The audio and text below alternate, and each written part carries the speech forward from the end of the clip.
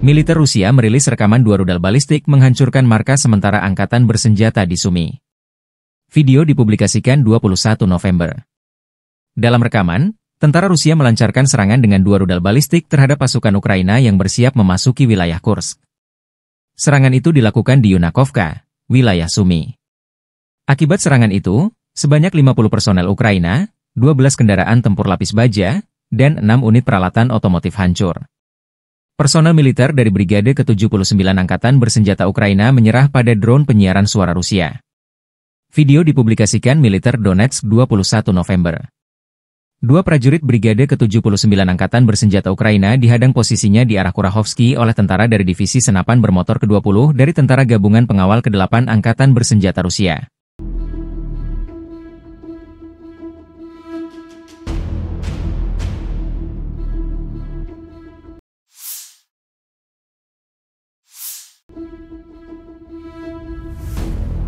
Personel militer Rusia menyerang bunker musuh menggunakan drone drop-drop.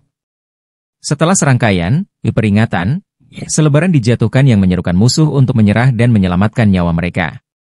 Kemudian, platform penyiaran suara tempur tiba di posisi tersebut, yang operatornya menjelaskan kepada personel militer Angkatan Bersenjata Ukraina tindakan yang benar yang harus diambil ketika menyerah.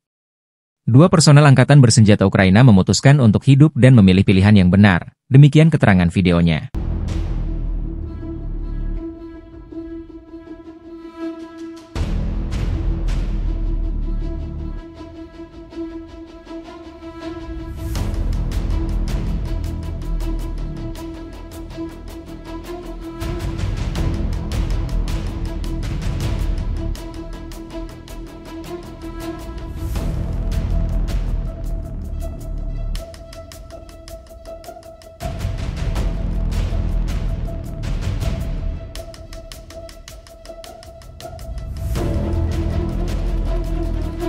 У вас остался единственный шанс сохранить свою жизнь.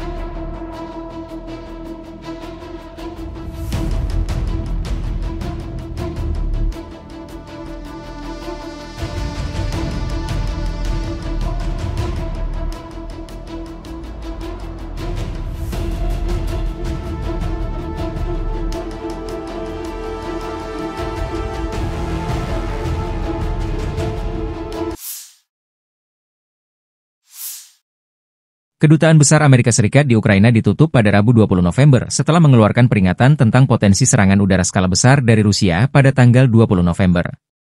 Kedutaan Besar Amerika Serikat di Kiev telah menerima informasi spesifik tentang potensi serangan udara yang signifikan pada tanggal 20 November.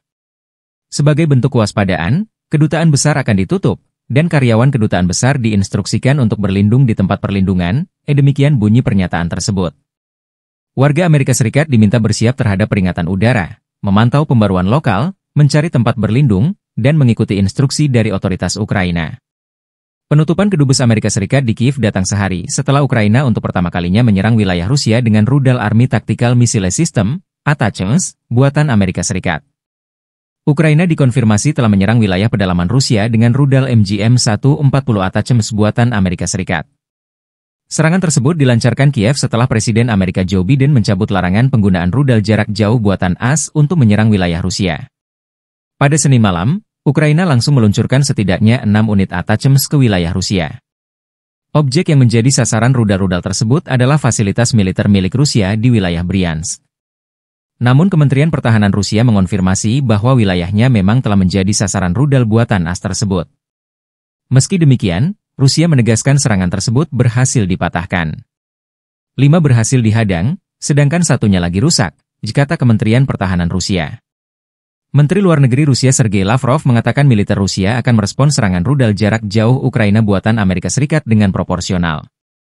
Lavrov menyebut serangan rudal jarak jauh kiriman Amerika Serikat ini menandai era baru konflik Rusia dengan Ukraina dan negara-negara Barat termasuk Amerika. Sebelumnya, Presiden Rusia Vladimir Putin menyebut serangan rudal jarak jauh dari Ukraina mustahil dilakukan kecuali ada bantuan panduan dari sistem satelit Amerika Serikat dan negara-negara NATO menyerang target di luar zona konflik di Rusia. Dan Putin memastikan akan merespon setiap serangan yang mengancam keamanan Rusia.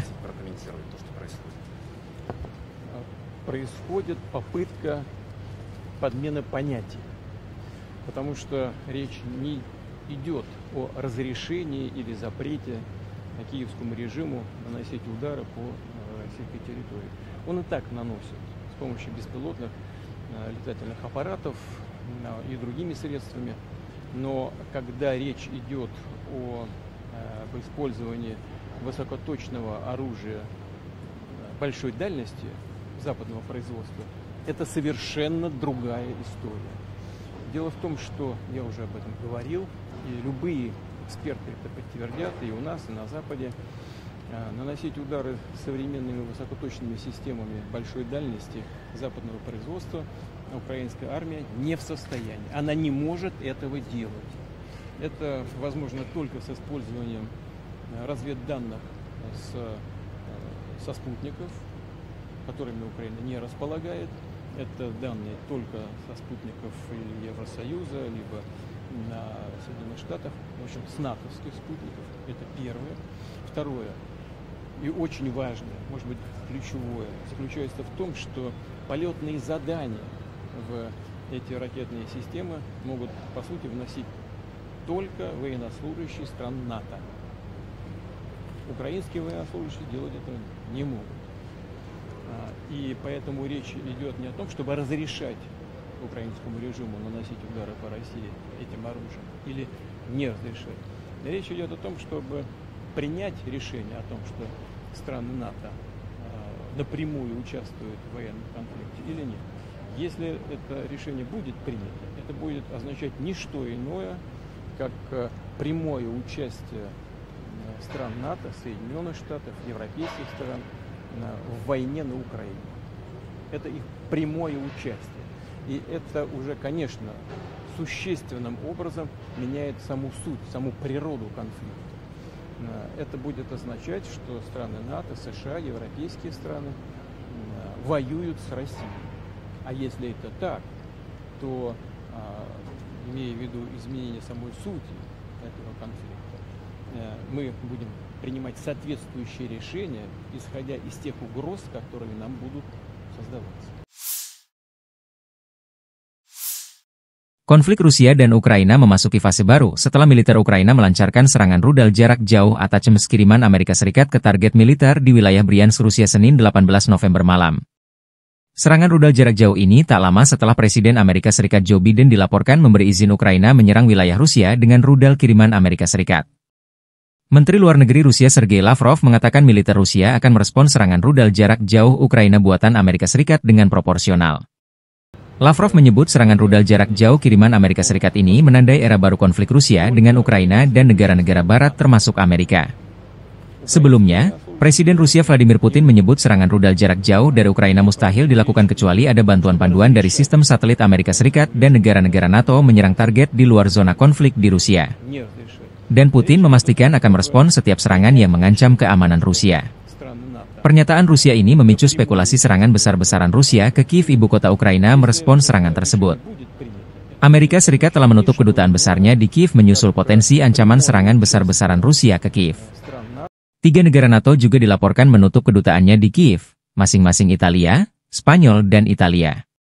Sama seperti Yunani, Kedutaan Besar Spanyol di Kiev juga menutup operasional layanan umum pada Rabu setelah menerima informasi tentang ancaman serangan udara besar-besaran ke ibu kota, menurut laporan outlet Spanyol AFP. Tak berbeda jauh dari Yunani dan Spanyol, Kedutaan Besar Italia juga menutup layanan publik karena kemungkinan serangan udara intensitas tinggi. Keputusan Yunani, Italia, dan Spanyol, 3 anggota NATO, untuk menutup kedutaan mereka mengikuti peringatan Amerika Serikat yang menyebutkan bahwa pihaknya menerima informasi tentang kemungkinan serangan udara besar-besaran Rusia di Kiev.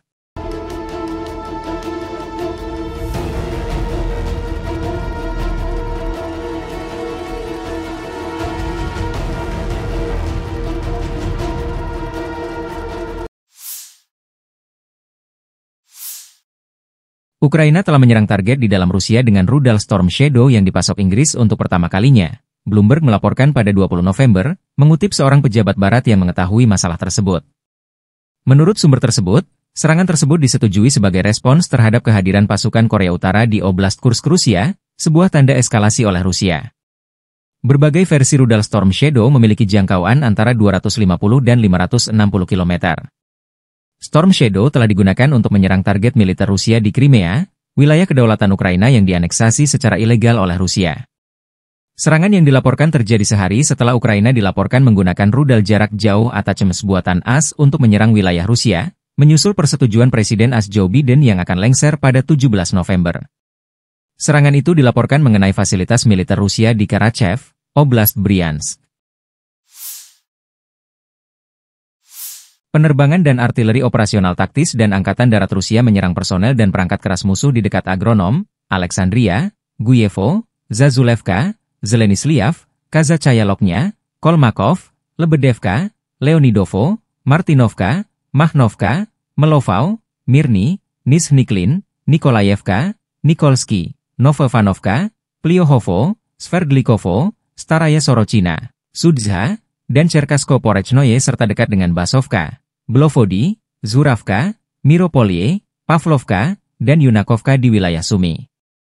Selama 24 jam terakhir, kerugian angkatan bersenjata Ukraina berjumlah lebih dari 400 tentara, 6 kendaraan tempur infanteri, termasuk 1 kendaraan tempur infanteri Marder buatan Jerman, 4 pengangkut personel lapis baja, termasuk 1 pengangkut personel lapis baja M113 buatan Amerika Serikat, 1 kendaraan tempur infanteri Bogdana, dan 1 kendaraan tempur infanteri lapis baja M113 buatan Jerman. Sistem artileri gerak sendiri, 1 sistem artileri gerak sendiri AS-90 buatan Inggris, 1 stasiun peperangan elektronik, dan 20 kendaraan bermotor. 11 prajurit AFU menyerah, demikian keterangan resmi militer Rusia 21 November. Sejak Komandan Militer Ukraina memerintahkan serangan ke wilayah Rusia di Kursk, Kiev sudah kehilangan lebih dari 34.390 tentara, 215 tank, 147 kendaraan tempur infanteri, 120 pengangkut personel lapis baja, 1.190 kendaraan tempur lapis baja, 988 kendaraan bermotor, 296 senjata artileri, 40 peluncur MLRS, termasuk 11 HIMARS dan 6 MLRS buatan Amerika Serikat, 13 peluncur rudal anti pesawat, 7 kendaraan pengangkut muatan, 68 stasiun IU, 13 radar perang anti baterai, 4 radar pertahanan udara, 27 unit teknik dan material lainnya, termasuk 13 kendaraan penangkal rintangan, 1 kendaraan pembersih ranjau UR-77, 6 kendaraan pemulihan lapis baja, dan 1 kendaraan pos komando.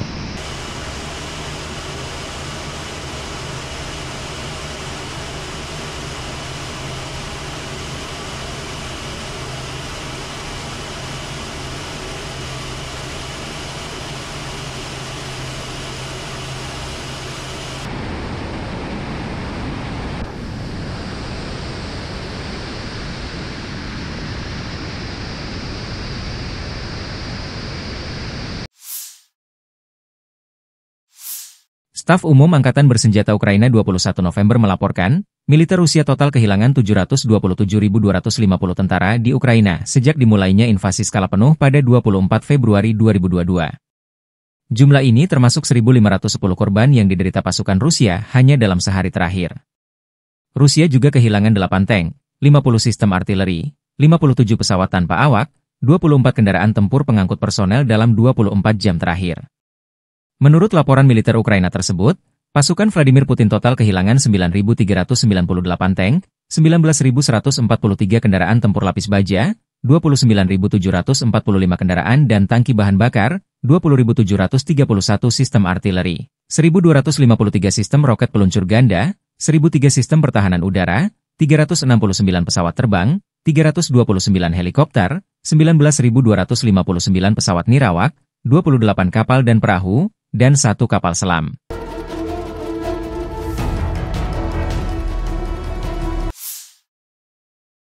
Penerbangan taktis operasional, pesawat nirawak serang, pasukan rudal dan artileri dari kelompok pasukan Rusia melancarkan serangan terhadap infrastruktur lapangan udara militer, fasilitas industri tenaga listrik yang menjamin operasi perusahaan industri pertahanan Ukraina, depo UAV, serta menghancurkan personel militer, tenaga kerja dan perangkat keras militer di 139 wilayah dalam 24 jam terakhir. Unit pertahanan udara menembak jatuh 4 bom udara berpemandu Hammer buatan Prancis, 1 proyektil HIMARS MLRS buatan Amerika Serikat, dan 141 kendaraan udara tak berawak sayap tetap, demikian dilansir militer Rusia.